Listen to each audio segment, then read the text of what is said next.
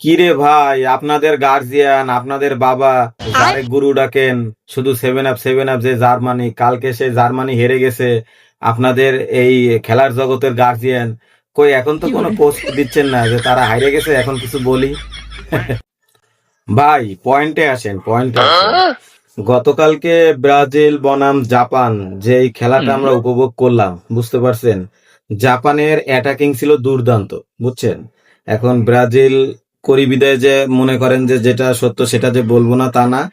তবে ব্রাজিল ভালো খেলছে, অবশ্যই ভালো না খেললে তো আর জিততে পারতো না।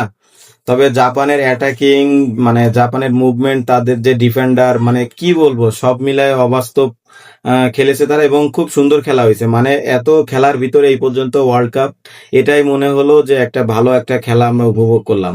যদি আপনি ন্যূনতম খেলার কিছু বুঝেন, তাহলে আমার মনে হয় অবশ্যই আপনি আমার সাথে সহমত পোষণ করবেন যে আসলে কালকের ম্যাচটা হাড্ডাহাড্ডি খেলা হয়েছে এবং খুব সুন্দর খেলা হয়েছে। আর আরেকটা কথা যেটা, সেটা হচ্ছে যে আপনারা তো খুব লাফালাফি করতেন বিরোধী আর্জেন্টিনা ভাই ও বোনরা, মানে আপনাদের জন্য কোনো জায়গায় ঢুকাই যাইতো না, কিন্তু এখন তেমন কোনো পোস্ট পাচ্ছি না, বুঝলাম না, গর্তে ঢুকে পড়লেন নাকি?